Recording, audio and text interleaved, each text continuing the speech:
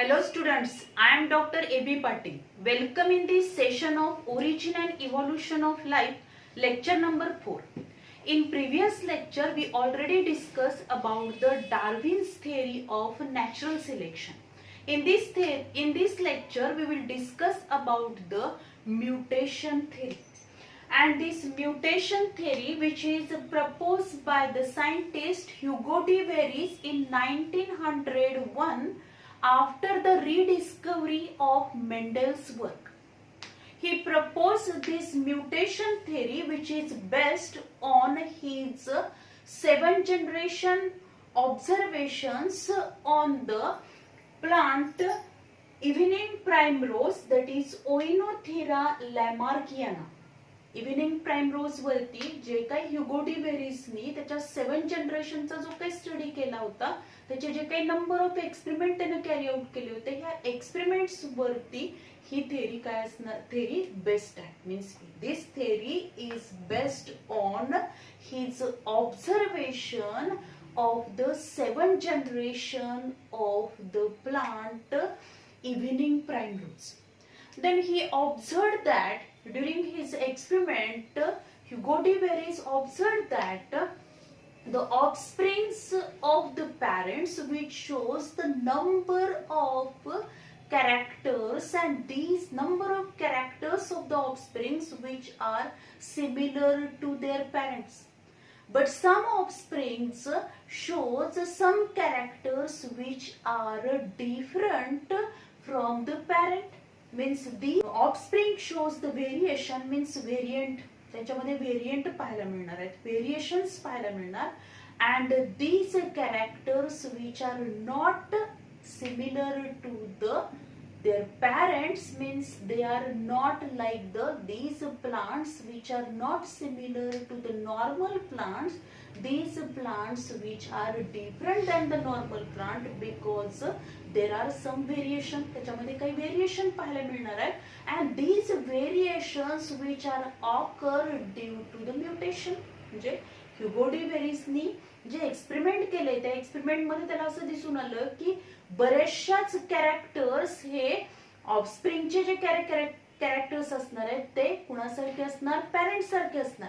पण काही ऑफस्प्रिंग्स मध्ये वेगळे कॅरेक्टर्स पाहायला मिळतात. And these characters which are not similar to parents, parents सारखे सिमिलर नाहीत, व्हेरिएशन त्याच्यामध्ये पाहायला मिळणार. आणि हे जे काही व्हेरिएशन पाहायला मिळणार आहेत, डिफरंट कॅरेक्टर्स पाहायला मिळतात, these are due to the mutation.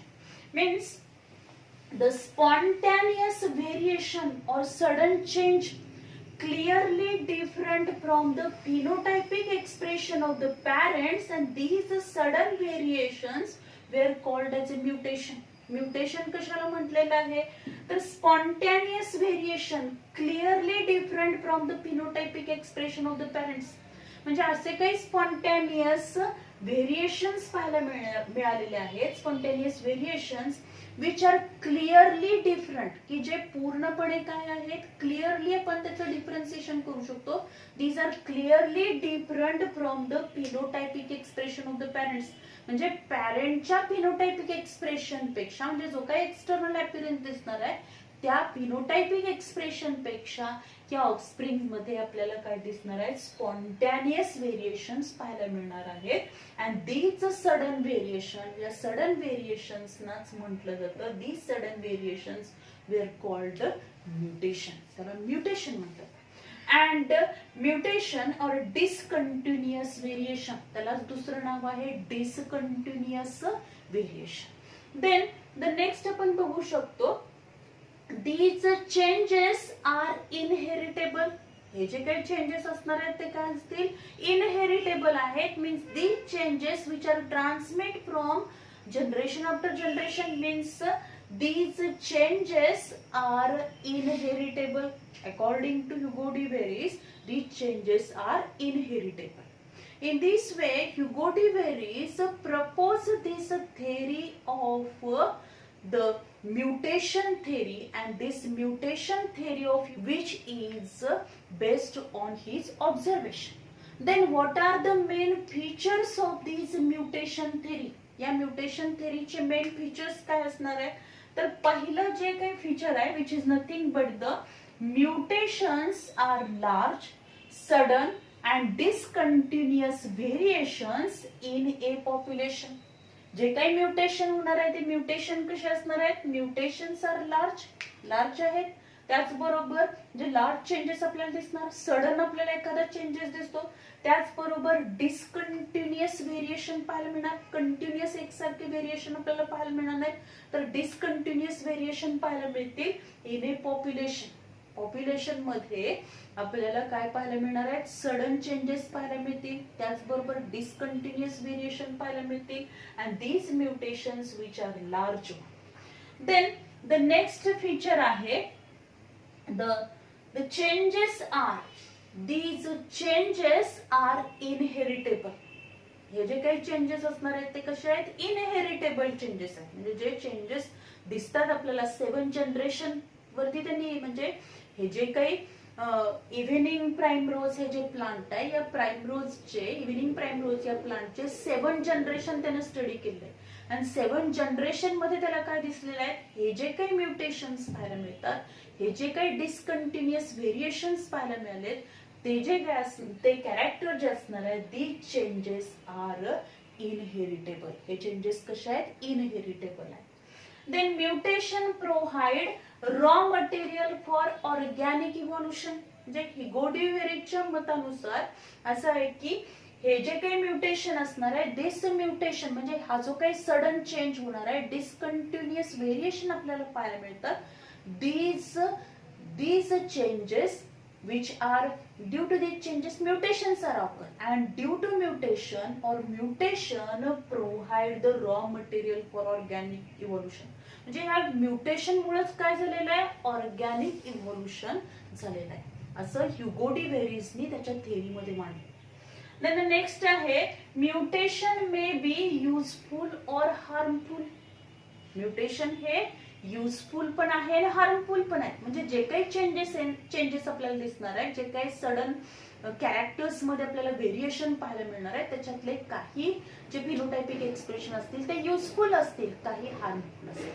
So mutation may be useful or harmful. Useful mutations are selected by nature. जे काही युजफुल म्युटेशन होणार आहे ऑर्गॅनिझम मध्ये, ते काय करणार आहे? नेचर ते कॅरेक्टर सिलेक्ट करत. Useful mutations are selected by nature, but harmful mutations are rejected or eliminated by the nature. म्हणजे जे कॅरेक्टर्स, जे म्युटेशन मुळे जे काही नंबर ऑफ कॅरेक्टर चेंजेस झाले, जर ते कॅरेक्टर युजफुल असतील तर ते सिलेक्ट केले जातील. ते नेक्स्ट जनरेशन मध्ये त्याचं काय होणार आहे? These characters are inheritable, but some characters which are harmful one, these are rejected or eliminated by the nature. Then the next आहे accumulation of these mutations over a period of time leads to origin and establishment of new species. म्हणजे हे जे काही changes आपल्याला पाहायला मिळणार आहे, mutation जे काही होणार आहे, accumulation of these mutation over a period of time. म्हणजे जो काही जसं कालावधी जाणार आहे तस तसं काय असणार आहे, या over a period of time मध्ये जे काही म्युटेशन होणार आहेत, या mutation accumulation of this mutation over a period of time which leads to origin and establishment of new species. म्हणजे हे जे काही सडन चेंजेस होणार आहेत, म्युटेशन होणार आहे, त्या म्युटेशन मुळे काय होणार तर एखादी नवीन स्पेसिस काय होईल? ओरिजिन होईल. There is a origin and establishment of new species. So these are the main features of the mutation theory. म्हणजे म्युटेशन थेरी जी काही ह्युगो डी व्हेरीजनी मांडलेली आहे, जे काही त्याचे नंबर ऑफ एक्सपेरिमेंट त्याने इव्हिनिंग प्राइमरोज वरती केले होते, त्याच्यावरून त्यांनी काही कन्क्लुजन मांडले, काही मेन फीचर्स या थेरीचे मांडले, आणि त्यावरून त्यांनी ही थेरी प्रपोज केली. But this theory which is rejected, there are number of objections on this theory. या theoryवरती काही objections आहेत. And these objections which are nothing but the large and discontinuous variation were actually due to chromosomal aberrations and not due to mutation. Gene mutation usually bring about a minor changes. पहिलं objection काय आहे? Large and discontinuous variations were actually due to chromosomal aberrations. जे काही आपल्याला changes पाहायला मिळणार आहेत, जे लार्ज अँड डिसकंटिन्युअस व्हेरिएशन, इथं आपण म्हणतोय की म्युटेशन होणार म्हणजे काय होणार? लार्ज अँड डिसकंटिन्युअस चेंजेस होणार and which leads to the mutation. म्हणजे सडन लार्ज चेंजेस दिसतात आपल्याला, त्याच्यामुळे म्युटेशन होईल आणि mutation play important role in the evolution, असं ह्युगो डी व्हेरिसनी मांडलं होतं. पण ऍक्च्युअली जे काही लार्ज अँड डिसकंटिन्युअस व्हेरिएशन होणार आहेत where actually due to chromosomal aberration. Chromosomal aberration मुळे होतात. Then what is the meaning of chromosomal aberration? Chromosomal aberrations म्हणजे काय असणार आहेत? Structural and morphological changes in chromosome due to rearrangement. म्हणजेच chromosome मध्ये जे काही स्ट्रक्चरल अँड मॉर्फोलॉजिकल चेंजेस होतात त्या structural and morphological changes of chromosome which is nothing but the chromosomal aberration. And these structural and morphological changes in chromosome which are occurred due to the deletion, duplication, inversion or translocation. म्हणजे जो काही chromosome आहे त्या chromosome वरती हे number of jeans काय असणार आहेत? लिनियर फॅशन मध्ये अरेंज असतील. समजा त्या क्रोमोझोमचा काही एखादा पार्ट काय झाला? डिलीट झाला, म्हणजे एखादा जीन किंवा the segment of this chromosome which is deleted, deletion झालं, त्यामुळे सुद्धा आपल्याला चेंज पाहायला मिळणार आहे. त्याचबरोबर डुप्लिकेशन म्हणजेच काय असेल? जो काही न्यूक्लियोटाइडचा सिक्वेन्स आहे तो समजा काय झाला? रिपीट झाला, तरी सुद्धा आपल्याला काय दिसणार आहे? फिनोटायपिक चेंजेस दिसतील किंवा सडन चेंज आपल्याला दिसू शकतो. त्याचबरोबर काय असणार आहे? इन्व्हर्जन झालं, म्हणजे एखादा सेगमेंट हा एवढा सेगमेंटचा कट झाला आणि परत तो काय झाला? त्या क्रोमोझोमला अटॅच झालेला आहे, but in the inverted manner. Inverted manner मध्ये तो परत अटॅच झाला. किंवा काय होणार आहे? एखादा सेगमेंट हा या क्रोमोझोमच्या वरचे काही जीन्स असतील किंवा स्मॉल सेगमेंट असेल तो कट होईल and then it is attached to the other chromosome. दुसऱ्या क्रोमोझोम वरती तो अटॅच होऊ शकतो. So this is nothing but the translocation. Means these structural and morphological changes which are takes place in the chromosome which is nothing but the chromosomal aberration, and due to chromosomal aberration the large and discontinuous variations were occurred, and these are not due to the mutation. जर आपण बघितलं जे काही mutation होणार आहे, gene mutation usually bring about minor changes. Gene mutation मुळे जे काही चेंजेस आपल्याला दिसतात एखाद्या लिव्हिंग ऑर्गॅनिझम मध्ये, जेव्हा म्युटेशन होणार आहे, sudden change in their genetic makeup हा जो काही होणार आहे, त्यामुळे जे आपल्याला चेंजेस पाहायला मिळतात ते एकदम मायनर चेंजेस असतात. मेजर किंवा लार्ज चेंजेस आपल्याला पाहायला मिळत नाही. So this is the first objection. Then the next objection आहे rate of mutation is slow as compared to the requirement of evolution.